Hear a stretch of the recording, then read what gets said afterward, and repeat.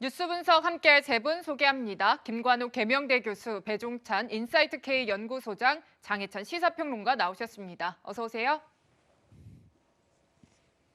네, 추석 연휴 뉴스의 라이브 오늘도 여권 소식부터 시작할까 합니다. 자, 여권 소식이라고 말씀드린 이유는 이 이재명 경기지사에 대한 야권의 공세로 이 논란이 시작되고 있기 때문입니다. 대장동 개발 특혜 의혹인데요. 이 등장하는 인물도 굉장히 많고요. 또 어렵습니다. 이름도 복잡합니다. 어떤 내용이신지 지난 한 주 많이 뉴스로 접하셨겠지만 저희가 한번 처음부터 짚어보면서 어떤 논란인지 저희가 확인을 해보고 가도록 하겠습니다. 우선 장혜찬 평론가 이 내용에 대해서 조금 설명을 먼저 해주시면 좋을 것 같네요. 이 화천대유 논란, 이 대장동 개발 특혜 의혹, 어떤 내용인지 설명 좀 부탁드릴게요. 네, 사실 굉장히 복잡하지만 짧게 설명을 드리겠습니다. 네. 남판교 일대 대장동 개발 사업 같은 경우는 1조 5천억 원 규모의 상당히 많은 관심을 받는 공공택지 개발 사업이었습니다. 이재명 성남시장 당시에 추진과 진행이 되었던 건데요. 이 대장동을 개발하기 위해서 성남시에서 성남의 뜰이라는 회사를 만듭니다. 네. 그런데 이 중에 화천대유라는 시행사가 이 투자자이자 컨소시엄의 일원으로 참여를 한 것이고요. 근데 문제는 이 화천대유라는 회사가 이전에는 이런 대규모 시행 실적이 거의 없던 회사였는데 조금 일찍 이 시행사로 선정이 되면서 성남의 뜰에 합류하게 되었고, 화천대유와 이 특수관계 6명이 총 3억 5천만 원 정도를 투자한 것으로 되어 있는데 투자 금액에 비해서 배당 금액을 너무 많이 가져갔다. 이를테면 성남의 뜰에서 성남도시개발공사는 50%의 지분을 가지고 투자를 했습니다. 네. 그런데 배당받은 금액이 1,800억이거든요. 근데 화천대유 1%, 그리고 나머지 이제 SK증권을 통해서 투자한 천하동인이라는 이름의 익명투자자 6명이 6%, 총 7% 정도의 투자를 했을 뿐인데 여기는 배당 금액을 4천억 원 정도 받아갔습니다. 그러니까 투자 대비 배당 금액이 너무 많다는 것이 첫 번째 의혹이고요. 두 번째는 화천대유라는 그동안 이 시행이나 공공택지 개발에서 전혀 알려지지 않았던 신생회사가 어떻게 대장동 개발 사업의 시행사로 떡하니 성남의 뜰에 참여할 수 있었는가? 이것이 두 가지 의혹이라고 할 수 있겠습니다. 네. 네, 지금 방금 짚어주셨지만 이 투자한 돈에 비해서 배당금이 너무 많다라는 겁니다. 한 번 더 말씀드리자면은 투자한 금액은 한 3억 5천만 원 정도인데 교수님, 배당금이 지금 4천억 원이 넘는다고 얘기가 나와요. 그러니까 투자한 돈에 비해서 너무 막대한 배당금이다라는 건데 어떻게 보고 계십니까? 그렇죠. 이게 설계상 이렇게 나중에 수익이 전체 생기면 먼저 성남시가 가져가고 나머지 거를 사실상 이렇게 두 회사가 가져가는 형태로 설계가 돼 있었던 것 같아요. 그러다 보니까 이제 많은 높은 수익률을 이제 보이게 된 것인데 네. 이 회사가 사실상 뭐 1%, 화천대유는 1%죠. 그리고 SK증권 신탁이 6%란 말이에요. 합쳐서 7%인데 네. 왜 이렇게 많이 가져가느냐? 네. 이 회사가 사실상 시행사 역할을 했습니다. 그래가지고 실질적으로 뭐 지금 3억 5천이라 그러는데 그건 아니고요. 2016년 12월 달에 7천억 원의 PF 대출을 받기 전까지 들어가는 한 350억 가량의 네. 그 기간 동안에 들어가야 되는 비용들이 있습니다. 뭐 수수료 등등 했던 많은 비용들인데 이거를 다 사실상 이 회사들이 냈다라고 얘기할 수 있는 거죠. 그러니까 네. 상당히 초기 투자 비용을 여기서 감당을 한 것이고 그 결과가 어느 정도 리스크를 가져가면서 실질적으로 나중에 이제 지가가 폭등하면서 이렇게 높은 수익을 얻어가는 그런 과정이 된 것이고, 성남시가 그 당시에 우리가 이제 상황을 본다 그러면 사실 제일 중요한 건 이게 LH에서 시작을 하거든요.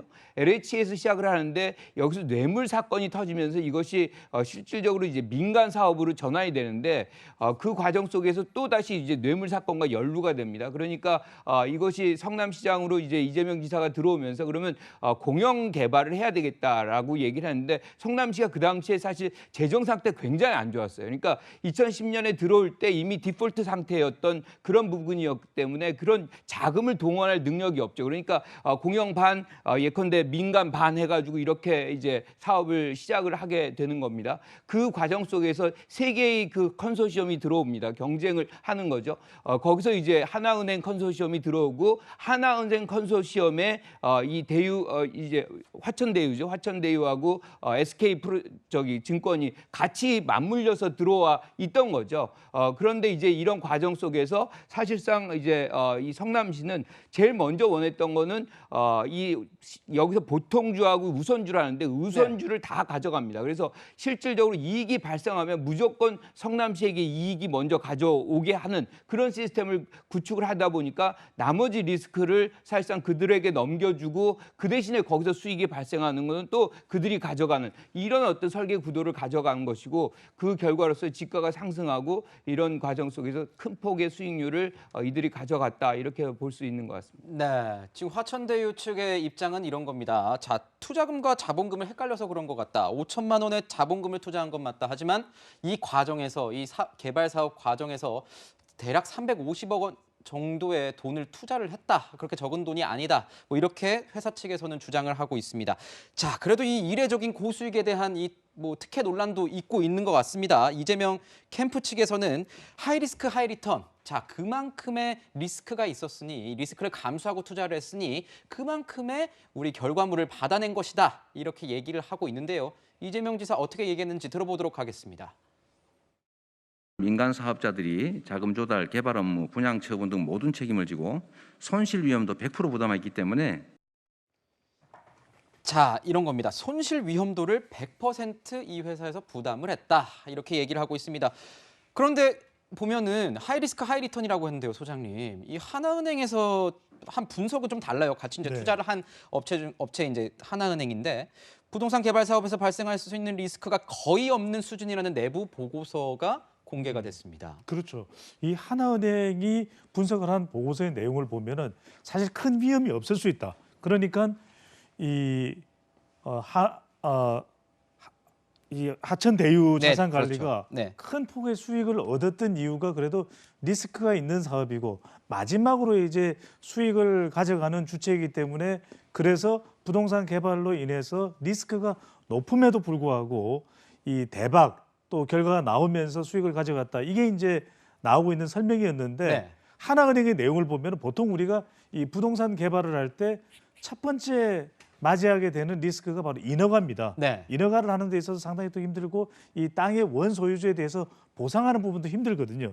그런데 성남시장이 또 성남시가 적극적으로 추진하는 것이기 때문에 인허가에 큰 문제가 없을 것이다. 그다음에 첫 번째 그러면은 리스크는 해결이 된 셈이거든요. 네. 두 번째 리스크는 그러면 분양은 잘 되겠느냐, 분양 위험은 없겠느냐 이렇게 봤을 때 이 하나은행의 보고서를 보면은 부동산 가격이 점점 올라가고 있는 그런 상황이었고 이 남판교의 이 대장동은 사실 개발만 되면 상당히 교통의 입지가 또 그 당시에 짓기만 하면은 대박이다 그럼요 이런 얘기가 예상되는 많았던 지역이었거든요. 지역이죠. 뭐 네. 그러니까 이른바 성남 특히 이제 분당을 이야기할 때 뭐 하늘 위에 분당이다, 천당 위에 분당이다 이런 이야기를 할 정도였기 때문에 분양 위험도 크게 없다라는 것이 당시 사업에 참여를 하게 된 또 그 사전에 분석을 했던 하나은행의 내부 평가 보고 결과였죠. 이 보고서만 보면은 이 지사와 해명과 정면으로 배치되는 내용 아닌가 이렇게 얘기가 나오기도 하는데 어떻게 보세요, 그게 좀 교수님? 다른 보고서가 있어요. 네. 그러니까 성남의 뜰이라고 그러고 나중에 이제 성남 도시개발공사하고 이제 하나은행 파이낸스 이제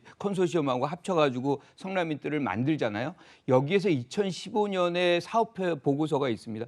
여기서는 뭐라고 나오냐면 민간 사업자가 가져갈 수 있는 최대의 돈으로서 수익을 1,800억으로 이제 약정을 네. 거의 이제 예상을 하고 있어요. 그러니까 지금의 어떤 큰 폭의 어떤 수익률은 상상을 못했던 시기고 실질적으로 2014년, 15년 이때는 경기가 그렇게 좋진 않았던 때입니다. 그러니까 최경환 당시 장관이 재경부 장관이 빚을 내서 집을 사라 뭐 이 정도로 네. 사실 부동산 경기가 침체돼 있었던 부분이고 그러다 보니까 이런 도시 개발의 어떤 수준 정도 되면 수익이 돌아오는 데까지는 크게는 길게는 한 5년에서 10년 더 길게는 한 15년까지를 봐야 되는 어떻게 보면 리스크가 굉장히 크다는 것이죠. 그런 과정 속에서 성남시는 지금 50% 플러스 네, 한 주잖아요. 한 주. 네. 이게 25억이란 말이에요. 25억도 나중에 회수해요. 그러니까 사실 성남시는 돈을 하나도 안 냅니다. 그러니까 그리고 나서 이제 1차로 제일 먼저 이제 가져오는 돈이 뭐냐면 제1공단의 공원 조성비 2,761억 원, 그리고 임대주택 용지 무산 제공 1,822억 원, 그리고 추가로 이제 920억 원을 이제 도시기반시설이라 그래가지고 그것까지 받아냅니다. 그러니까 이 전체가 사업자들한테 다 받아내가지고 그게 합이 5,500억. 그러니까 그렇지 않으면 사실상 성남 시민들, 성남시의 어떤 예산으로서 이걸 다 건설을 하고 해야 되는 것들을 이들이 뭐 나중에 사업 실패를 하건 그것과는 무관하게 이걸 먼저 확보했다는 것이 사실은 성남시 특히나 이재명 지사가 얘기하고 있는 부분이거든요. 네, 이 의혹이 이재명 지사 관련해서 굉장히 일파만파 퍼지고 있으니까요. 야당은 더욱더 강력하게 공격하고 있습니다. 목소리 들어보시죠. 왜 5천만 원짜리 개인 투자가에게 천문학적 수익을 안겨준 것입니까? 그러고도 떳떳하다고 우겨대는 배짱은 더 이상 자신의 문제를 파헤치지 말라는 겁박입니다. 다시 한번 묻습니다. 화천대유 누구 겁니까?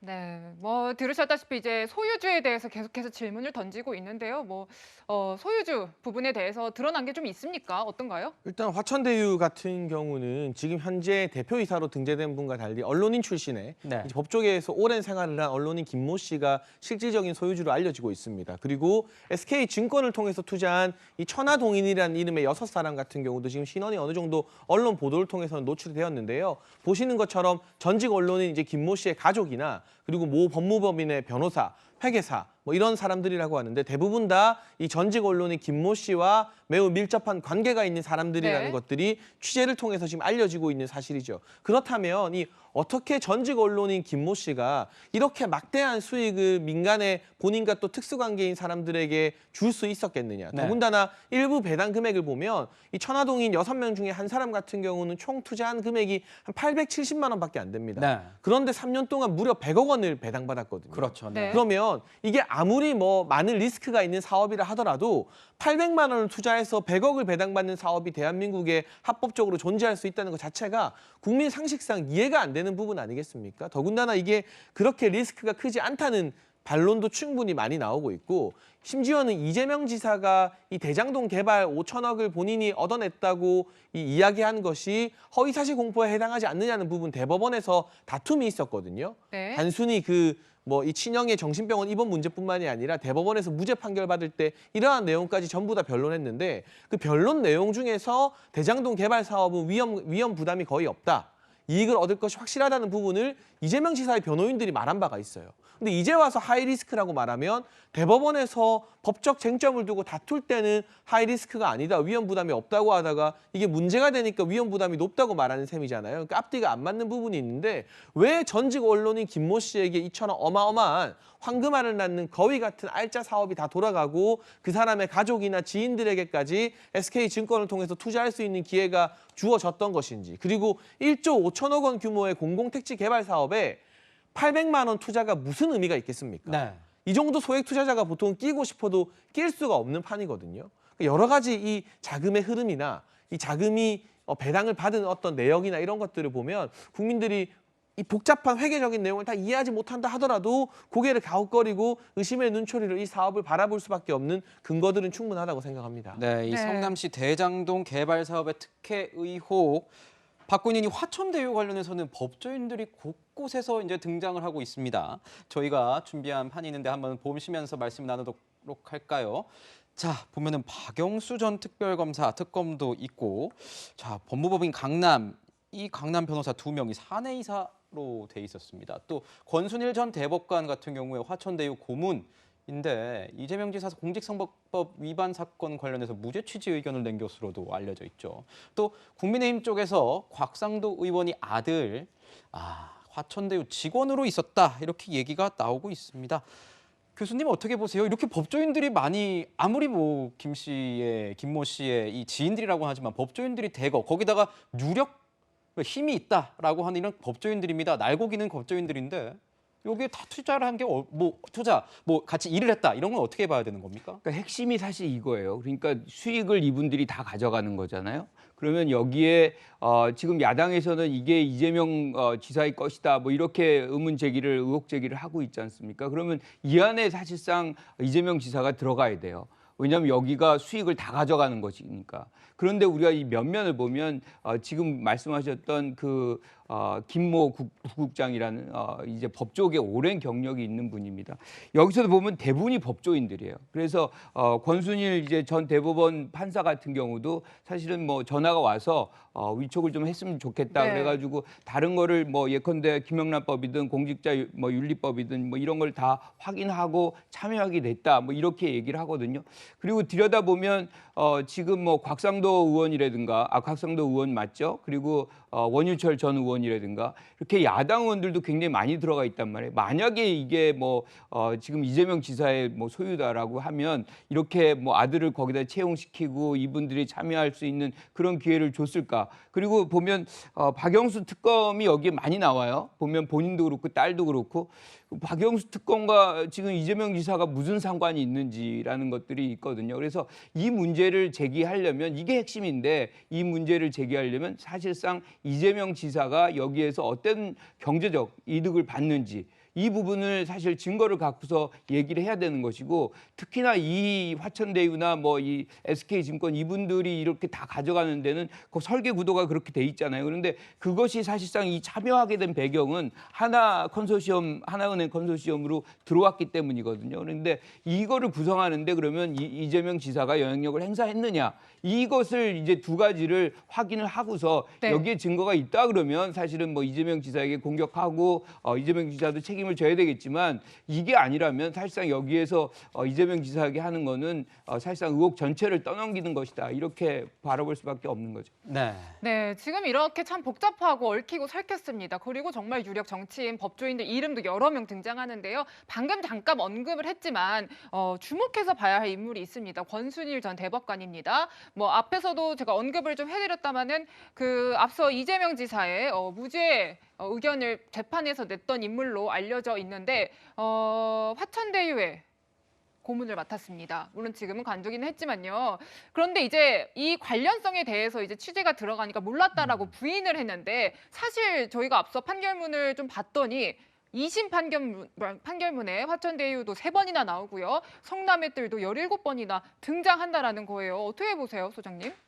그러니까 얼마만큼이나 권순일 전 대법관이 이 내용에 대해서 꼼꼼히 살폈었을까? 그러니까 합리적인 의심이 가는 부분인 것이죠. 왜냐하면은 대법원의 검토 내용에도 성남의 뜰과 관련돼서 또 이 대장동 관련 내용이 포함이 돼 있거든요. 그렇다면 적어도 관련 내용을 충분히 검토를 하고 꼼꼼하게 확인을 했다면 이것 자체가 상당히 나중에 의혹으로서 문제될 수도 있겠다. 그리고 이 결과적으로는 이재명 후보가 대법원의 네. 최종 판결을 받는 데 있어서 이 대장동이 뭐 유죄로 인정이 되지는 않았지 않습니까? 그렇다면은 그래도 권순일 전 대법관이 그런 관련 내용을 확인했다면 본인이 이 대법관직에서 물러나고 난 이후에 화천대유 자산관리에 고문으로 몸담는 게 상당히 부담을 느꼈을 가능성이 높아요. 대법관 지위까지 했는데도 그 처신, 그 퇴직 이후에 처신에 문제가 될 수 있죠. 근데 여기서 이제 사실 핵심은 이걸 것 같습니다. 얼마만큼이나 성남의 뜰이나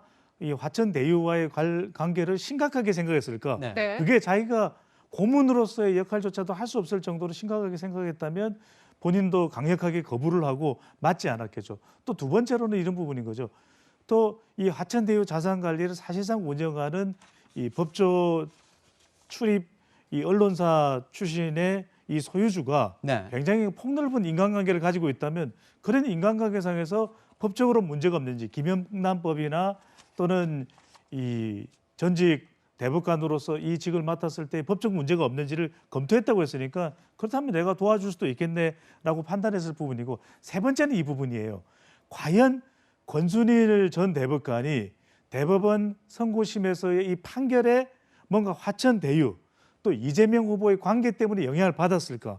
그래서 보수 성향이 있는 권순일 전 대법관이 순순히 또 호의적으로 이재명 후보에 대해서 좋은 판결을 내렸을까? 사실 이런 의심을 하게 되거든요. 근데 권순일 전 대법관은 이런 이야기예요. 네. 그런 거 전혀 없었다.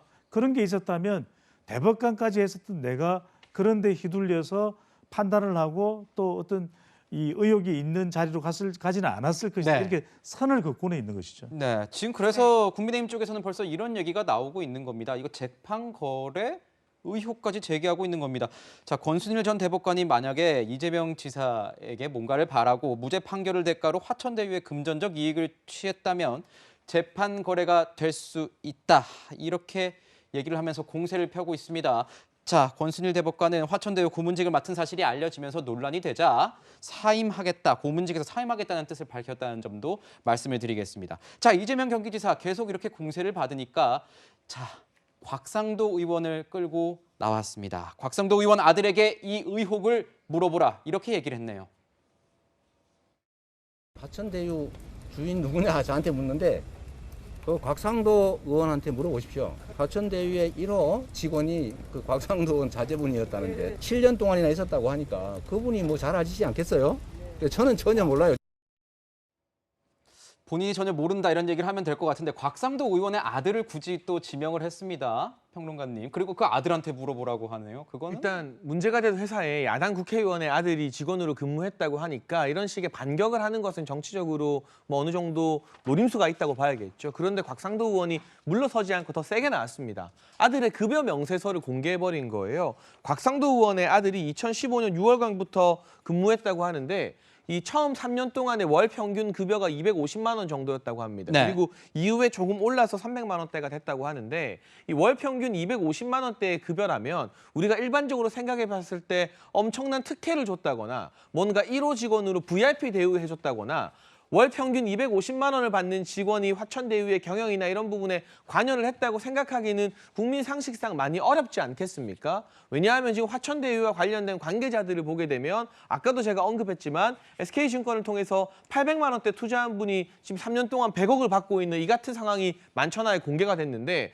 월 평균 250만 원 받은 직원을 가지고 화천대유의 소유권을 묻는다는 것 자체가 네. 액수에서 차이가 일단 너무 많이 나기 때문에 국민들이 처음에는 곽상도 의원 아들이 왜 저기 직원이지 했다가 그냥 정말 말 그대로 평범한 직원이었구나라고 이 급여 명세서를 보고 판단을 하게 됐을 거예요. 그렇기 때문에 지금 곽상도 의원을 매개로 한 이재명 지사의 역공이 여러 여론 지형이나 언론 보도를 보게 되면 잘 안 먹히는 측면이 있거든요. 네. 그리고 야당 지도부 같은 경우는 태도가 좀 확고한 것 같습니다. 필요하다면 야당 의원들에 대해서도 조사해라.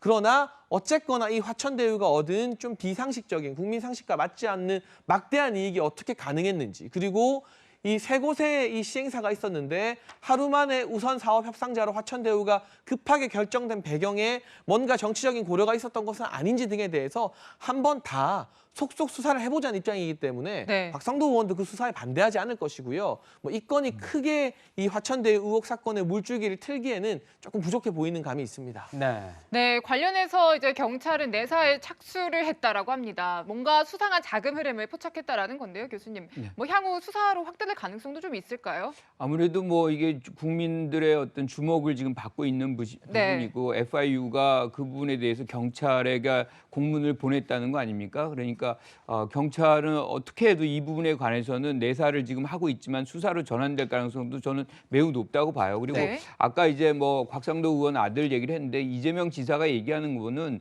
아들이 거기서 7년 동안 근무했다는데 네. 예컨대 내가 이 회사의 소유자라면 그걸 몰랐겠느냐 뭐 그런 취지인 것이고 또 이제 이 얘기의 시작은 사실 장기표 전 의원이 이재명 지사의 아들이 거기에 근무한다라고 얘기를 했거든요. 그런데 알고 봤더니 아들은 근무한 적이 없고 오히려 지금 뭐 얘기한 대로 다른 뭐 국회의원이 지금 아들이 근무를 한 것이고 근데 중요한 건 250만 원이고 나중에는 이제 380 얼마를 받고 나왔다는데 돈이 문제가 아니고 그러면 이 아들이 어떻게 해서 지금 여기에 취업이 됐는 건지 그 부분도 또 이제 논란이 될 수 있는 부분이거든요. 그러니까 사실상 뭐 지금 김모 대표가 지금 뭐 원해서 또는 뭐 그 당시에 이제 뭐였냐면 민정수석을 곽상도 의원이 하고 있었기 때문에 그런 관계 속에서 아들을 취업시킨 거 아니냐 뭐 그런 의혹도 또 제기할 수 있는 부분이 있거든요. 그래서 뭐 이런 거 저런 것든 전체적으로 경찰은 이 부분에 대해서 투명하게 좀 수사를 할 필요가 있겠다 이렇게 네. 생각합니다. 그렇군요. 자, 우선 경찰 내사 관련해서는 좀 더 설명이 필요해 보입니다. 왜 이 얘기가 나왔냐면 2019년과 2020년 사이에 이 화천대유의 대표로 있는 이 이모 씨 계좌에서 고액의 인출된 정황이 이제 발견이 된 겁니다. 이 언론인 출신 최대 주주인 김모 씨 계좌와 이 화천대유 법인 계좌에서도 수상한 자금 흐름이 있었다. 그래서 FIU에서 통보가 됐고 경찰이 이것에 대해서 지켜보고 있는 겁니다. 하지만 조사 대상이긴 하지만 아직까지 불법성 여부에 대해서는 가려진 것이 아닙니다. 경찰 관계자도 횡령 배임 혐의 여부에 대해서는 확인 중이다. 이렇게만 얘기를 한 상태라는 점 말씀을 드리겠습니다. 자, 이재명 경기지사 아까 반격이 잘 안 먹힌다고 했는데 이런 반격도 했습니다. 나는 1원도 받지 않았다. 이렇게 얘기했네요. 네, 그런데 이준석 대표가 아닙니다. 저희가 이재명 시기가 지사의 있나요? 네. 목소리를 준비했습니다. 가장 청렴했고 가장 시민 위해서 열심히 일했던 저를 부패한 정치인으로, 무능한 정치인으로, 나쁜 정치인으로 만들고 있습니다. 제가 단 한 톨의 먼지나 단 1원의 부정부패라도 있었더라면 저는 가루가 됐을 겁니다. 이 자리에 서 있지도 못했을 겁니다. 단 1원의 부정부패라도 있었다면 나는 가루가 됐을 것이다. 자, 장혜찬 평론가님 하실 말씀이 많은 것 같은데 네. 어떻게 보십니까? 이 해석에 대해서 또 이준석 대표가 이런 말 하지 않았습니까? 1원 받았다 안 받았다가 중요한 게 아니다. 그렇게 치면은 박근혜 전 대통령도 1원짜리 받지 않았다. 이게 어떻게 두 개가 해석이 돼야 되는 겁니까? 그렇죠. 제가 할 말이 많아서 좀 앞서갔는데요. 네. 박근혜 전 대통령 같은 경우도 본인의 계좌로 1원이나 10원 한 장 받아서 국정농단 재판을 받은 게 아닙니다. 주변인들에게 어떤 공권력을 이용해서 부당한 특혜를 준 것이 아니냐. 그것이 결과적으로는 헌법을 위배한 것이다라는 판결을 받아냈던 것이죠. 그래서 그 판결에 대해서는 아직까지도 보수층에서는 지지자들 사이에 의견이 분분한 현실입니다. 네. 그렇기 때문에 이재명 지사도 지금 내 통장에 들어온 게 1원 한 장 없다, 10원 한 장 없다 이 주장을 하실 게 아니라 화천대유라는 실적이 거의 없는 회사가 어떻게 또 쟁쟁한 나머지 2개의 이 사업 선정하겠다는 회사들을 물리치고 컨소시엄을 물리치고 하루 만에 거의 심사 들어간 지 7시간 만이라고 하더라고요. 공고 들어간 지. 이렇게 단기간에 사업자로 선정이 되었는지 그 배경에서 어떤 특혜가 있었던 것은 아닌지에 대해서 본인이 해명을 해야 되는 것이고요. 문제는 그 당시에 성남의 뜰을 만들어서 화천대유가 이토록 막대한 이익을 얻을 수 있게 해준 장본인이 바로 유모 씨라고 하는 당시의 성남 도시개발공사 기획본부장입니다. 그때 네. 도시개발공사 사장이 공석 상태였기 때문에 사장 직무 대행을 했었다고 알려지고 있는데요. 이 사람이 이재명 지사가 성남시장에서 경기도지사가 된 이후에 경기도 관광공사 사장으로 영전을 합니다. 그 황교익 씨, 요리평론가 황교익 씨가 가려고 했던 바로 그 알짜 공기업 사장으로 영전을 했다는 것인데 상식적으로 생각해 봤을 때 민간 사업자에게 더군다나 법조 기자 출신이 실소유진 회사에게 이토록 막대한 이익을 몰아준 게 발견이 되었다면 네. 뒤늦게라도 이 사람에 대해서 문책성 인사를 하거나 경질을 하는 게 마땅하다고 보이는데 그게 아니라 잘했다는 듯이 경기도지사 되니까 경기도 관광공사 사장으로 영전을 시켜버리잖아요. 국민들이 봤을 때 납득할 수 없는 연결고리가 계속해서 많이 드러나고 있기 때문에 본인 계좌에 1원이 들어왔다 10원이 들어왔다가 중요한 게 아니라 주변인들에게 특혜를 준 것이 맞느냐 아니냐. 이걸 만약 몰랐다고 하면 특정 민간회사나 민간인들이 이토록 막대한 수익을 낼 수 있었던 것 저는 지자체장으로서 무능이라고 생각을 하고요. 만약 알고 있었다거나 특별한 배려가 있었다면 이건 또 다른 차원의 엄청난 게이트가 되는 것이죠. 네, 이준석 대표 이런 얘기를 했습니다. 이런 논리라면 박근혜 대통령은 통장에 1원도 입금을 받은 일이 없습니다. 이재명 지사 통장에 1원이 입금되었는지가 중요한 게 아닙니다. 제가 탄핵이 정당했다고 받아들였던 이유는 앞으로 문재인 정부와 민주당 인사들에게 더 엄격한 잣대가 적용되길 기대했기 때문입니다. 이렇게 얘기를 했었습니다. 네, 이렇게 야권에서만 비판이 나오는 것은 아닙니다. 여권 내부의 분위기도 다 상당히 미묘하게 돌아가고 있는데요. 어떤 분위기인지 영상으로 준비했습니다.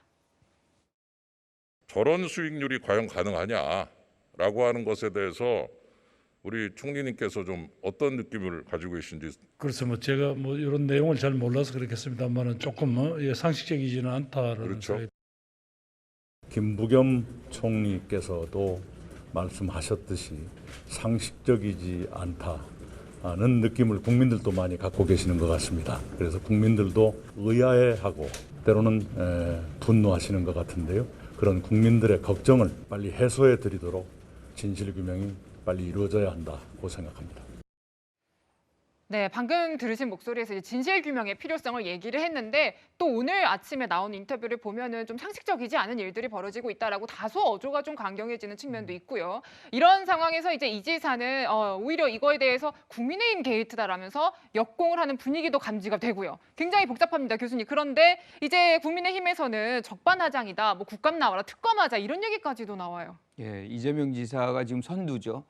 그리고 지금 추석 바로 직전입니다. 여기서 뭔가 의혹 제기를 하고 그것이 밥상머리의 어떤 대화 주제로 올라간다면 사실 야당이나 또 여당 내에서는 이제 경쟁을 하고 있는 이낙연 후보에게는 상당히 또 유리할 수가 있습니다. 네. 그래서 실질적인 뭐 내용과는 무관하게 네. 막 의혹 제기를 하는 것이고 또 후보의 어떤 데 관한 문제이기 때문에 의혹 제기하는 건 지극히 또 정상적일 수 있습니다. 그런데 지금 이재명 지사 입장에서는 사실상 어떤 드러난 어떤 증거 뭐 이런 것들이 결코 없음에도 불구하고 이것을 확대하는 것은 굉장히 정치 공세다라고 얘기하는 것이고 아까 이준석 대표 얘기하는데 이론 한 장 받은 거 없다.